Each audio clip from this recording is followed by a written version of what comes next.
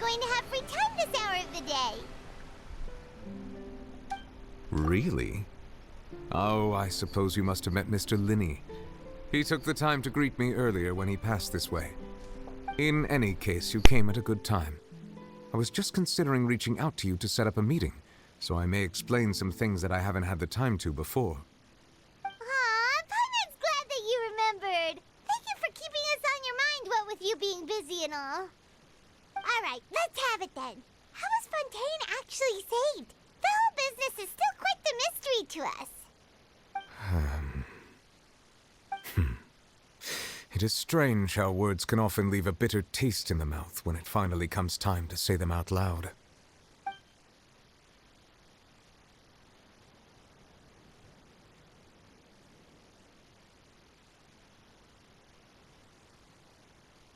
Whoa. So that's what happened? Focalor destroyed the divine throne of the Hydro Archon and restored your power to you, transforming you into a fully fledged elemental dragon sovereign. But Paimon still doesn't quite get what you did to save the Fontainians from dissolving. For me, the authority of the ancient dragons refers to absolute control over the hydro element. Fontainians were incomplete humans born of Egeria's use of the power of the primordial sea, with constitutions similar to that of mimics. But so long as those primordial energies remain within them, I could use the ancient dragon's authority to grant them true blood, after the fashion in which life was first brought into being on this planet. In other words, when I gave my verdict, Fontainians became true humans, and thus would naturally no longer be dissolved by water from the primordial sea. Focalor must have counted on you to make that decision as well. Your verdict was the key to making the prophecy appear to have come true while saving everyone. Yeah, and in a manner of speaking, Focalor finally managed to fulfill the original Hydro Archon's wish to turn Oceanids into real people too! It seems from your expressions that you still have more things you wish to ask. Ask away. I will tell you the truth as I know it. I have investigated his case along many avenues, and I have learned that he once fell into an unknown chasm when he was young. There, by chance, he awakened the all-devouring narwhal. But whether it be by sentiment or reason, that should not have been enough to consider him the root cause of the disaster. At most, he would have had tangential liability. As for the judgment passed by the oratrice during the trial, whether it was due to that liability by association, or Focalor deliberately using him to buy time for us on the assumption that he would be able to hold the creature off, I cannot say. Guess Focalor had Fontainians in mind the whole time. In the end, it was thanks to her that they finally became real humans. Hang on a second. Paimon suddenly got another question. Back when Fontainians hadn't yet become real humans, were the children they had also transformed Oceanids? Life has always flowed like water.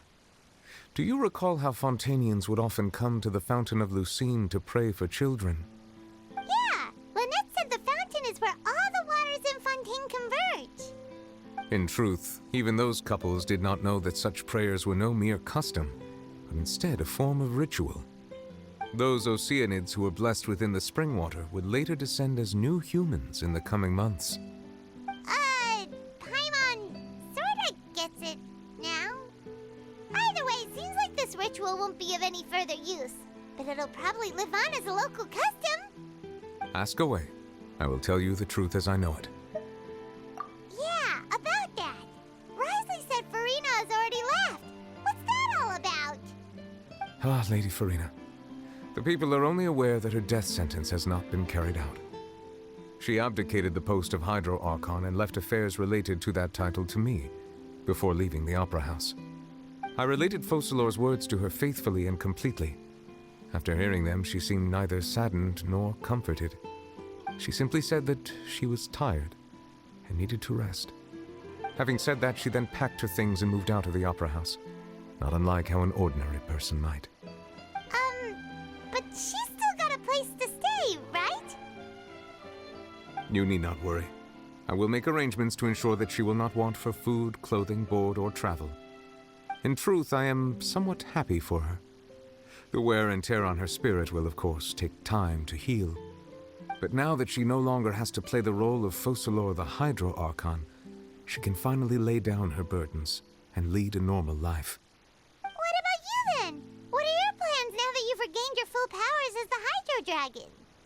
After Focalor passed on, the Oratrice also ceased to function. This matter will directly affect our trials. After much careful consideration, I've decided to take over its role in our courts. From now on, I shall hear cases and pass verdicts by myself. Looks like you're still considering stuff from the perspective of the Udex, huh?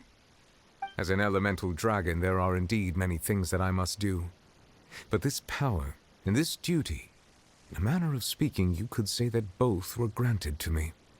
As such, before I attend to my other responsibilities, I must first and foremost continue to serve Fontaine as its highest judge.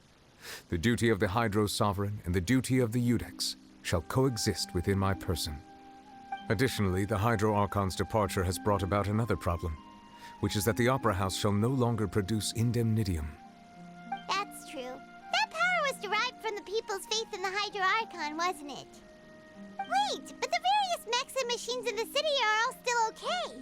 Where are they getting their energy from? As I am now, I have full command over New Musia, and it can serve as a complete substitute. Another reason why I cannot quite leave Fontaine immediately. Wow.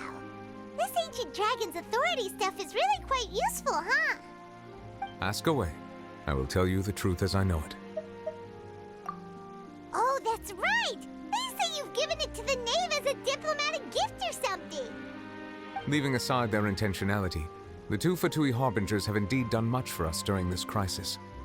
Their sole remaining goal in Fontaine, at least at this point, would seem to be the Gnosis. The Oratrice has ceased to function. The Hydro Archon's divine throne is now no more, and I do not need the Gnosis's power. As such, it has lost all meaning for Fontaine. If the Fatui have impure designs, we might as well accede to their request now, and avoid unnecessary conflict. What complicated considerations!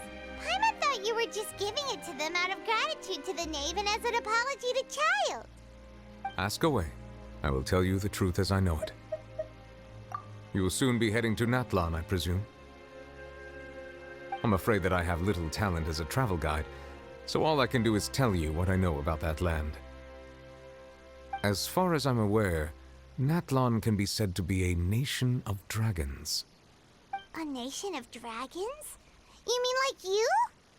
No, I suspect that I would not find myself welcome there. Unlike ancient dragons such as myself, the dragons of Natlan have undergone long years of development and evolution. Large numbers of them have entered a form of coexistence with humanity. Natlan is also the nation of war. War ravages those lands like an undying flame. There is one other piece of information I got incidentally from my negotiations with the knave that I believe may be useful to you. The harbinger known as the Captain has thrown his hat into the endless ring of war. The Captain. Sounds like a real tough customer. Seriously, everywhere you look, there's a Fatui Harbinger doing their thing. I suggest that you fully prepare yourself before going to Natlan. In the meantime, Fontaine's doors will always be open to you. Ask away. I will tell you the truth as I know it. Hang on a sec. Paimon's still got a question about the Gnosis. When we spoke to Linny earlier, he mentioned that your attitude towards giving away the Gnosis had clearly changed. We guessed that there might be some reason for it that only you were aware of. No wonder the House of the Hearth is the Fatui's intelligence division. They are certainly sharp. So regarding this specific issue, I was just getting ready to share something with you. What is it? In truth, I exchanged some further words with that lady named Skirk after sending you two back to the surface. It went something like this.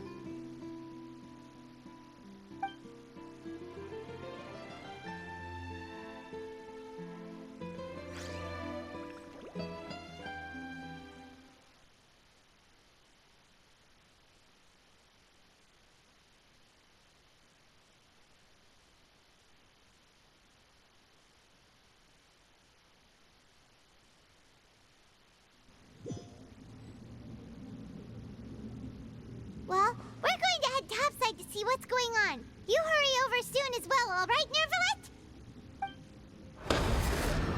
Whoa! What next? The all-devouring narwhal isn't here, so I'm no longer getting any interference. I can finally catch the scent of your power, what it's made of. It is the authority of the planet's primordial dragons, but with something very similar to a god's curse mixed in. It's quite a novel blend. I'm sure I've encountered something like this before. What was it again? I do not know what you speak of. Of course. How could I forget? You should have the remains of the third descender on your person, yes? Remains? I've never heard of any such thing. According to your parlance, I believe it may be called a gnosis. Well, that much is true. After Focalor's divinity faded, she handed her gnosis to me. But I fear I have never heard of it described in the manner that you just did. I've been training with my master, the Fowl, ever since I was young, and I have never returned to the surface since. So most of the information I possess, I got from him.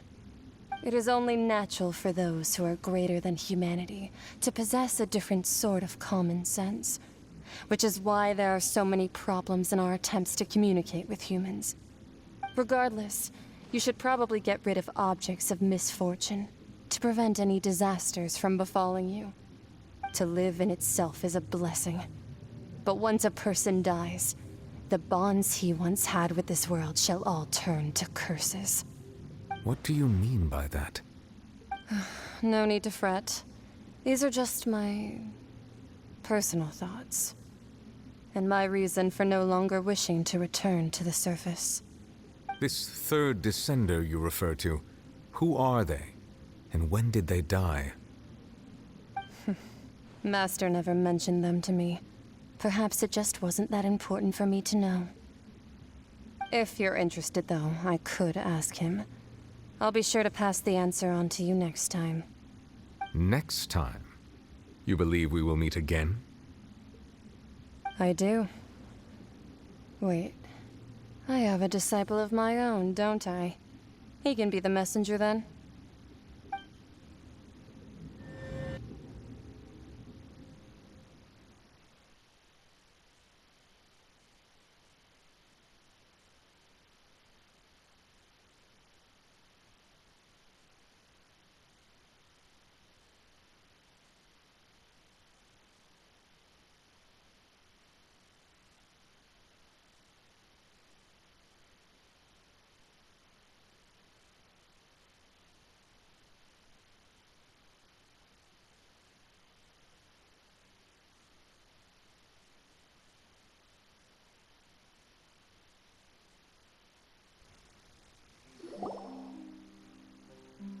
That's what she told me.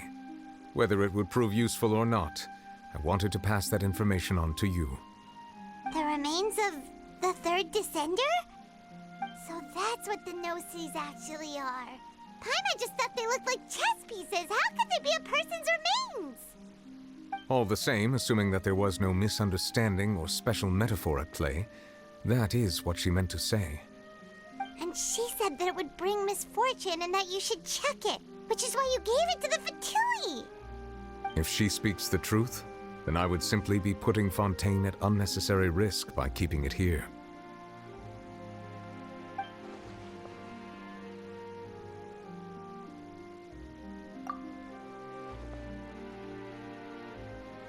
I had guessed that you might already be familiar with this concept, but I did not expect you to be one of them. That means that the Gnosis, which are exceedingly element-compatible and can even enhance elemental abilities, do indeed come from the third descender. I wonder, does your body also possess similar properties? Like being able to use elemental powers without a vision. That does sort of count as special compatibility, right? No, let's not think about this stuff right now. It just feels creepy. Comparing the Traveler to the dead third descender and all. That's what you say, but this topic still feels like bad luck.